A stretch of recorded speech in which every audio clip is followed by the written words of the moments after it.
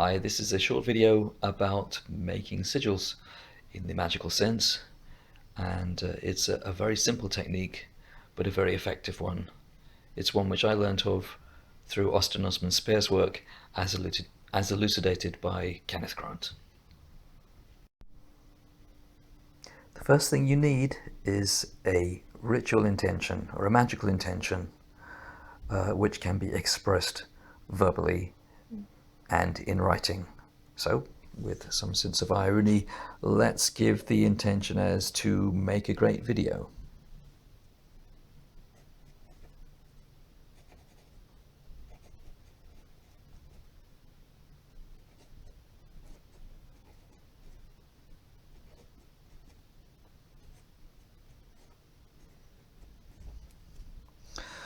Okay, wobbly writing, because I'm trying to write it as I'm also holding the phone, but there we go.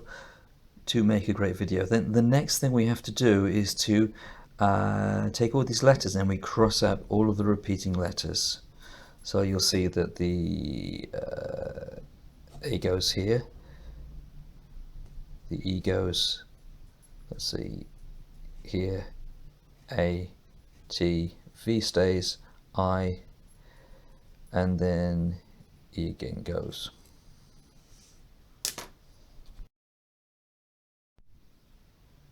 Now, out of those letters that we have left, we then want to make the design, the visual design, which will become the sigil. And you can find examples of the sort of look of a sigil if you look up the designs you find in the glyphs of the Goetic demons, for instance. This is the sort of thing which we're aiming for in many senses. Though the important thing is it works for you. It needs to kind of look magical to you. It needs to look like it actually has a certain power or a certain significance to you, even though it has letters in it and you can actually recognize the letters. It needs to have that look to it, or it needs to have something which resonates with you emotionally as magical. For some people, it would be quite simple for it to be simply a very basic representation of the letters, all put together into a design. But for other people, it will be a lot more appropriate to sort of simplify it down to something that really looks a bit magical and a bit spooky, and if you like, that has a certain aura about it. And that's the thing. If the end result has a magical aura about it to you, then it's liable going to be a good kind of method for you to using that. But we can start looking at how we make the sigil, and you'll use the letters as they occur, but you'll be able to cut out repetition. For instance, if you had a T and an F, you can have the F. The T is basically included in the F, and I is included in there as well, in the same sort of downward vertical stroke. But that's the basic method, which I'll show now. So, for instance, we can start very easily by sort of looking at the T. There's a T. Other things are quite easily included into that. For instance, if we go up here like this, that does the A as well. Bring these down, and we'll see there's the M.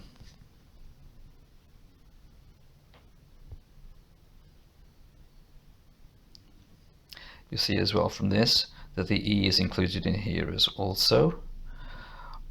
Let's see.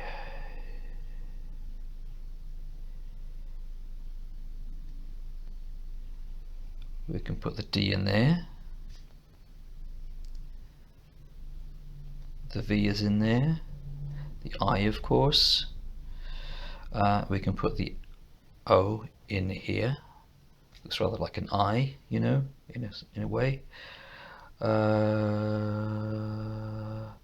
So we've got the T, we've got the T, we've got the O, we've got the M, we've got the A, now a K. K, let's see, where are we going to put K?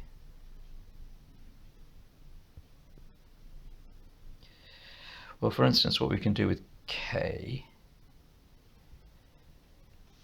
actually, if we just put this across here, we've got a K here, that's a K. We can put a G in here, for instance, or another thing you can do, another thing you could do actually if you wanted to, is just put a little arrow on there that makes it both an O and a G. Yeah. So you see that's you can do that as well, but that's another thing. So the G's done. So we've got T, O, M, A, K, E, G, no R, but we've got V, I, and D. So the only thing we've got to do is put an R in there. And probably the simplest way to put an R in there is to, for instance, do this. Well, it's a little bit misshapen, but that. So you see that gives an R over here. It's slightly skewed. It's not very much in shape, but it's there. And if we balance that on the other side with another one, so we've got that simply balances it out. Yeah. So that's a basic shape. I've obviously done this in a very, very sort of rushed fashion, but that's a basic shape for the sigil. So here's a first draft of this very hastily constructed sigil. As we remember, we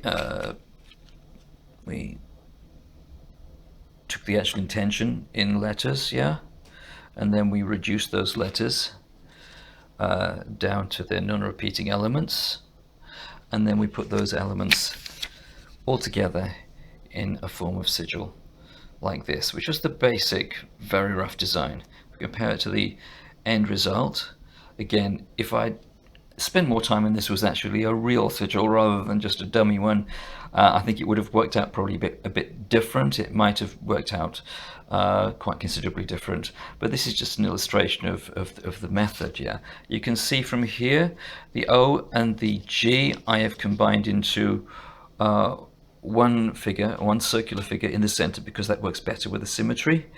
What else is different? Let's see. That's about the only thing that's really different here, except that I've then, in order to make the R's more intelligible, I've put you'll see I've put the loop of the R here, and then this goes down to, and I've demarcated the end of the R's arm there, so that you can see that this forms a sort of R. And then I've just duplicated it on the other side, which is like an R upside down and in mirror image, but it's just to give symmetry. And then what I've done is I've finished the design off by then using these, which I could actually complete these as just like with little lines going out, so that I'll show you what I mean. So for instance, just let's see here, so then we have a bit more of an arm going out that way, and the same way for this one here. So then we've got even more symmetry. Yeah. Again, those little cross pieces have been put in. So I've put cross pieces in because, again, I've extended the arms of the M downwards, the M and the T downwards, so that they protrude from the bottom, and I've done them as little crosses at the bottom, because in this fits better. It looks a little bit more like the sort of sigils you would have found in old manuscripts and in things like the Goetia, etc. And again, the thing is, this is an aesthetic appeal, it's an emotional appeal, it's an instinctual appeal, which is exactly how this method needs to work. It's not a rational method, it's a method of actually short-circuiting rationality in a sense, and or dissolving rationality, maybe we should say, so that the magical intention which you've embodied in the sigil can then enter the subconscious and become energized by the subconscious or taken on by the subconscious in order to do the work. And you can view this however you like. You can view this as a good way of communicating with the spirits, using the subconscious as a doorway, or you can view it as the subconscious actually being the magical agent itself. It doesn't really matter. But the practice itself is what does it. So this then has to be cast into the unconscious, is the way that I think Austin Osman Spare would have put it.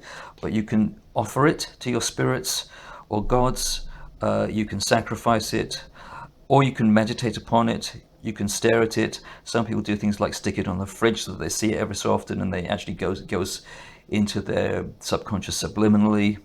You can do anything you like with these things, really.